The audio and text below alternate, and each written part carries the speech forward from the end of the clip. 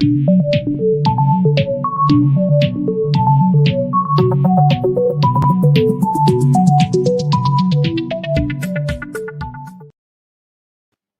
afternoon, welcome to Cannabiz Africa Live. Today we're coming live from where? Where are we today? From the Val at the Cheeba Cannabis Academy. Yeah, we've made our way up here. We have a new intake starting in a few days, and the Val has now become the triangle of cannabis for the Gauteng Premier. So it's exciting to be up here after that announcement, because during lockdown we had to stay put in Cape Town. So yeah, we're coming live from our campus. It's been a really busy and exciting week for cannabis this week. There's so much conversation going on in government.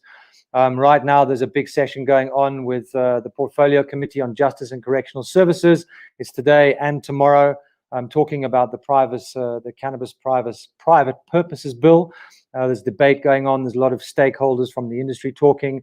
So there's a lot of conversation. I think what I'm hoping is over the next few weeks that we get enough energy together to actually get some tangible action, so that we can, enjoy December, take a rest and come back in January and goy with this industry. I mean, that's what we're all hoping for. We need this industry. So very exciting. We're also going to be talking about multinationals, a Canadian import, which we'll go into later. Can't beneficiate locally. Why, government? And redefining cannabis, which is what the Department of Health are trying to do. We've also got a special guest. I'm so excited. Gareth Prince, as you all know, as what does he call himself? The Dacha lawyer. He's going to be coming on a live stream with us, talking about what he presented to Parliament. So it's very exciting stuff, very live. It's just happened now.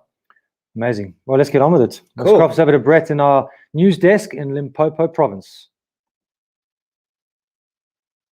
Now.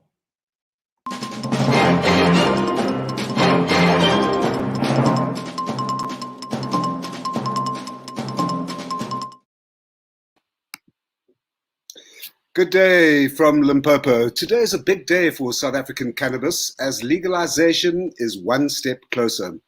The Justice Committee in Parliament this morning began 3 days of deliberations about weed. They're debating the Cannabis for Private Purposes Bill, which gives you the constitutional right to consume cannabis. 9 government departments have made their input to the committee, which will also hear presentations from stakeholders who objected to the bill in its original form. One of them is cannabis activist Gareth Prince, who we'll cross to live at the end of this bulletin. Once the bill has been discussed in the committee, it will be drafted into a white paper which will be put before Parliament and passed into law. As it stands, the bill allows adults to consume cannabis privately, not in front of children, and to grow up to 4 plants, but it does not allow one to buy or sell weed. The head of the Justice Committee, Bulelani Gratitude Magwanishe, has called for the implementation of the National Cannabis Master Plan as soon as possible. And he says the new cannabis economy must benefit South Africans and not just multinationals. He told MPs last week that the country had to avoid the mistakes it had made in the past in the mining industry, where foreign-owned companies control most of the assets. The Department of Health has proposed a new definition of cannabis that excludes stalks and roots and only refers to the flowers or heads. Their thinking is that this would allow farmers to grow hemp using cannabis stalks for fiber without having to have a medicinal cannabis license, which they would have to have if they wanted to harvest the flowers as well. But as Hemporium founder Tony Button says, this makes no sense, as farmers want to utilize the whole plant from an economic point of view. The health department has also dropped a clanger in saying that cannabis is not nutritious and therefore cannot be marketed as a foodstuff. Not only is this nonsense, as hemp is highly nutritious, but it's even more crazy because another arm of government, the Department of Agriculture, supports the development of hemp-based foodstuffs as a key part of the National Cannabis Master Plan. Talking of hemp, in an exclusive interview for Cannasphere, we can report that the Zimbabwean Industrial Hemp Association is getting the Zimbabwe's hemp industry off the ground with a 3.5-ton export of dried flower to Switzerland. The shipment is for testing purposes only, is not commercial. Details are still sketchy, but the deal has been facilitated by the association's chairperson, Dr. Zondarai Maroveke. She told Cannasphere from Harare this morning that it's not unrealistic for hemp to replace tobacco as Zimbabwe's main export in the long term. But in the meantime, the association wants to get hemp defined as having THC of up to 1%, not the current definition of 0.3. cap. And also, I mean, if you look at the pieces of legislation that we probably copied and pasted from, they are also fighting for the 1%. In Europe, it's a big issue right now. The US is also looking at moving on 1%. And it's then a challenge because our neighbor, Malawi, has put an act that defines hemp as anything from cannabis that has 1% and below, which becomes a problem in terms of trade. Because what we are saying is, if I wanted to buy seed from Malawi, I need to have a medicinal cannabis license or a medicinal cannabis research license, which is really expensive. For me to import something that is defined as hemp next door in the region, it doesn't make sense. So I just think we should have something uniform at a SADC level when it comes to industrial hemp, so that trade becomes easier. And we are not also losing investment as a country because of that 0.7 disparity. That is Dr. Zondarai Moraveki of Zimbabwe's Industrial Hemp Association. Now, here's a strange one, guys. Canada is exporting medicinal cannabis flower to South Africa, apparently with the permission of health authorities. The news has stunned the local industry, as SA cannabis growers are desperate to grow cannabis legally for local distribution, which is currently legal.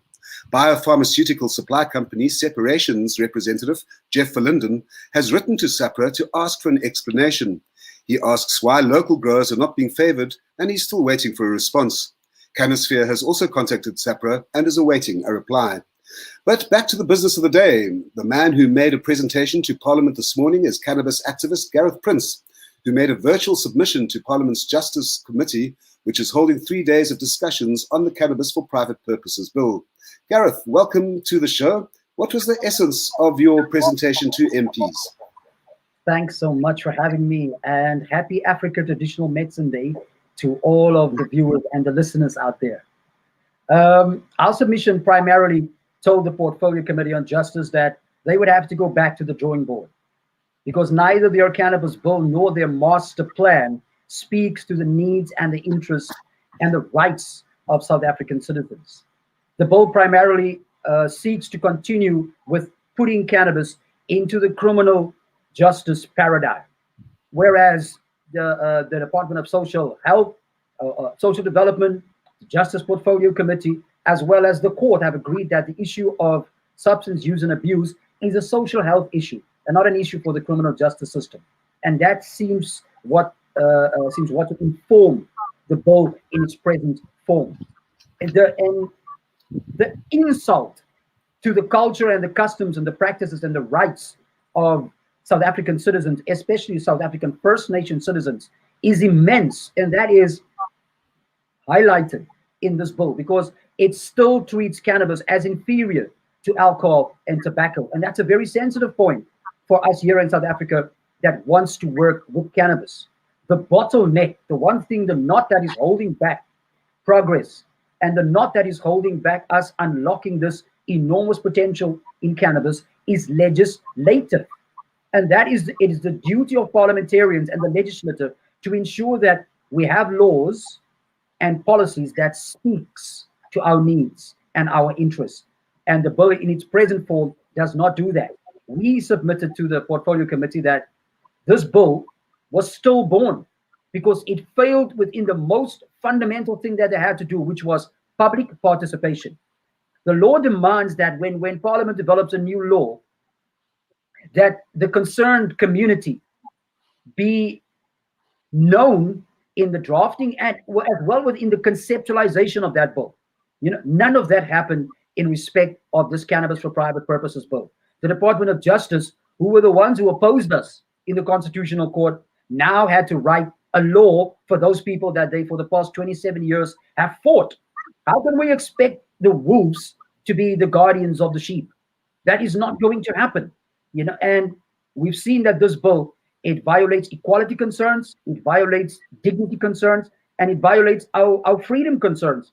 And it retards our ability to develop economically. The most valuable resource that we have in this country is being locked up, and it's our star player is on the bench, whereas she should be in the game.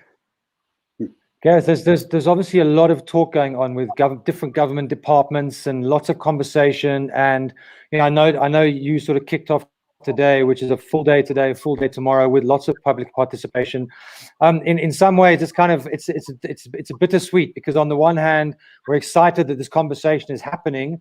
On the other hand, the conversation is very disconnected. How do you feel? Do you feel that there's a lot of disconnect between different government departments and regulators, or do you feel it's succinct and starting to come together? There's no synergy, my brother. There's dissonance. There's exactly this disconnectedness between the government departments. And that is the very opposite of what cooperative governance is supposed to be. That's the very opposite of what interconnected and interrelatedness of laws mean. We've got a disjointed thing that we've been presented with. We all know if you have to do something against your will, or if you do something half-heartedly, you invariably never do your best. And that is exactly what we've seen in relation to the Cannabis for Private Purposes Bill and the National Cannabis Master Plan.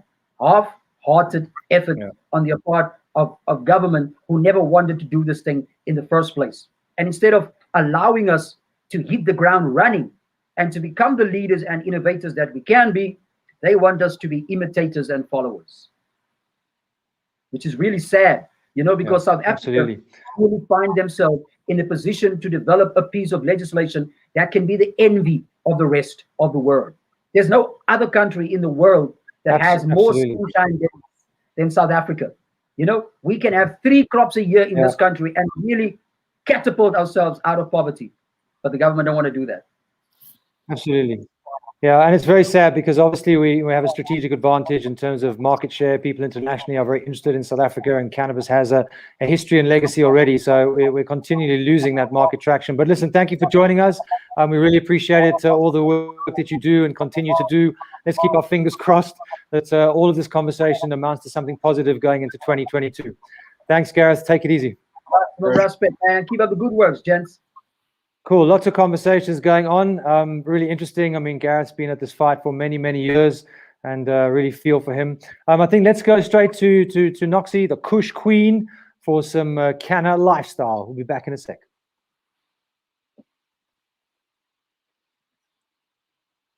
Or maybe 2.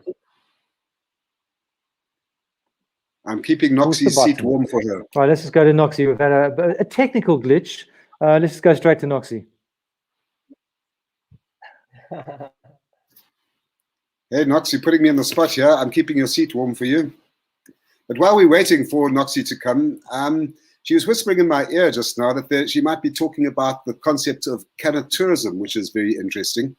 And it ties into what Gareth was saying about government earlier, that there is a disconnect. Ministry of Tourism isn't speaking to trade and industry, etc. Back to you, Trenton. Yeah, sorry, we lost you for a second there, but we are now going to cross to Noxy for Canna.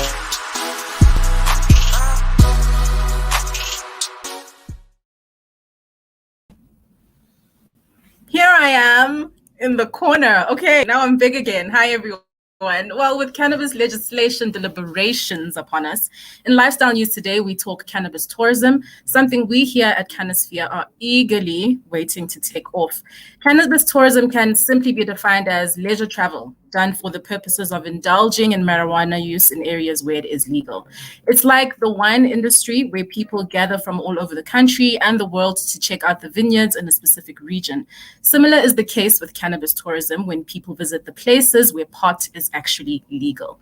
They can spend some time there, not just indulging in marijuana consumption, but also doing other recreational things during the visit. So a person who invests in providing services and assistance to a tourist looking for marijuana use and related activities invariably becomes a contributor and a participant in the cannabis tourism industry. If you're a marijuana enthusiast, which you probably are since you're watching this, wouldn't you love to be able to stay in some pot-friendly hotels and visit some dispensaries for tastings right here in Mzansi?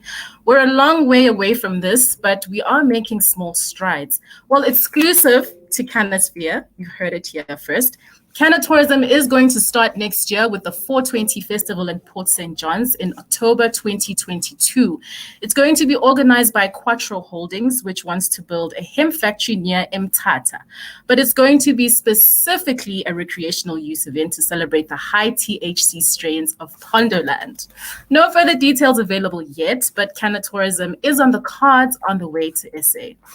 One must acknowledge that pot tourism has been thriving in various parts of the globe, and although the festival is a massive leap in the right direction, we definitely need our laws to ease up a bit so we can do so much more. The holy ganja grail of Amsterdam is the most obvious place to consider for pot lovers, with its famous coffee shops. Amsterdam is a veteran in this particular game. Imagine if the same could be said for Cape Town or Pondoland.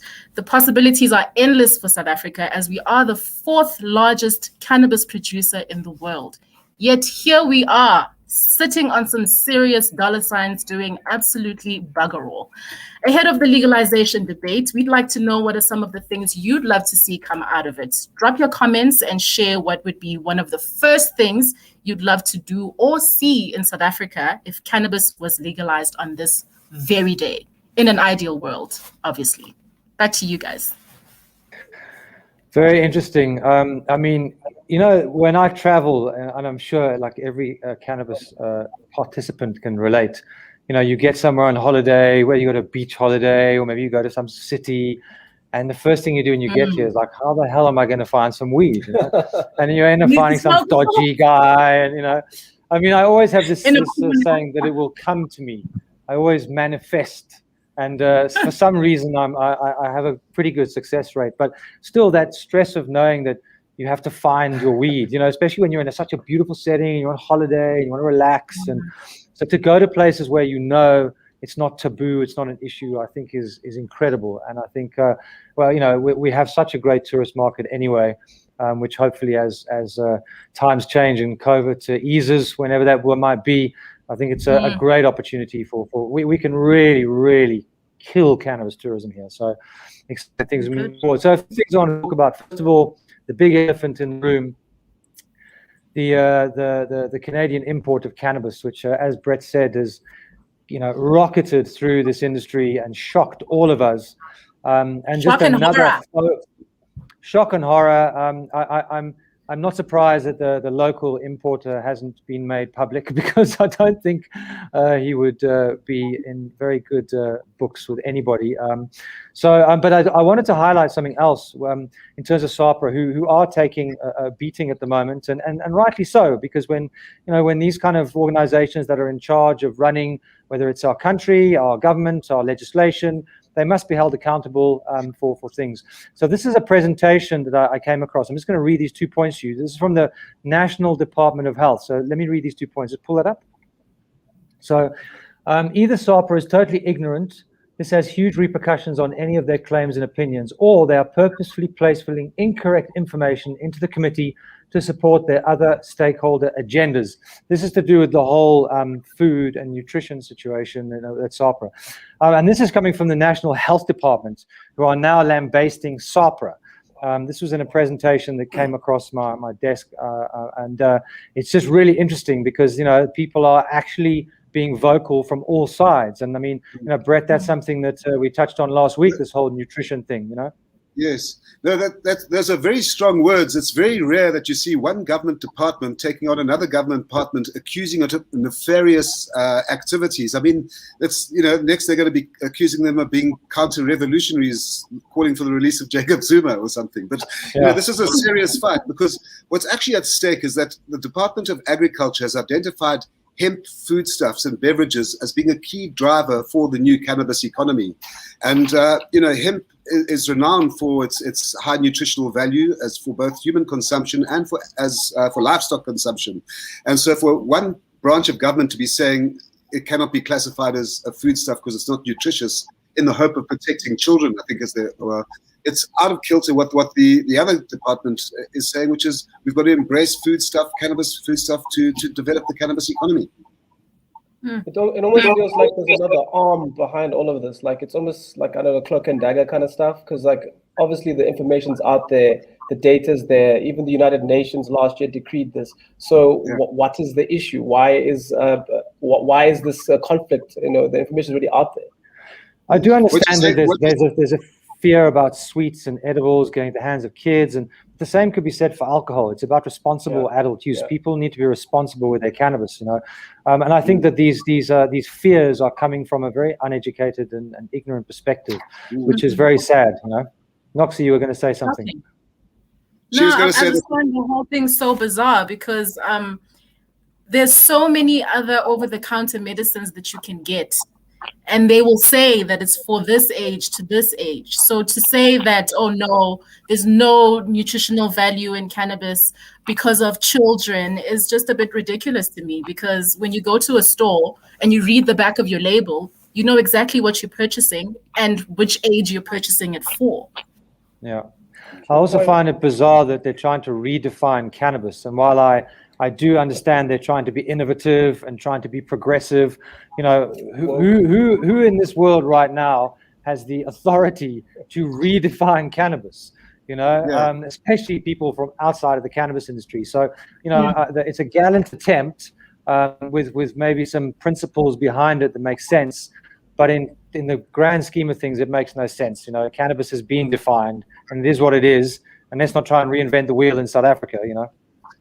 Yeah, and you try to, I mean, as things stand now, the poor hemp farmer is going to have 2 licenses if they want to grow hemp for fiber and use the flower for CBD. And I mean, that is crazy. How are you going to get an industry started with so much red tape that you've got to scramble through before you can even plant a seed in the ground? Yeah, absolutely. Well, listen, on that note, I am excited. I do feel energy. Yep. I feel that things are moving forward. The conversation is happening, and that is a good thing. So let's not forget about that. Yeah. But we've got to keep pushing. The fight is not over. We need to liberalize this plant, and we need to make sure this comes online for our economy urgently. So for any of you watching, you know, speak the truth, speak out loud. Don't be afraid to state your opinion. We need positive conversation to move this forward. And on that note, until next time, goodbye. Yes. Peace and love. Bye.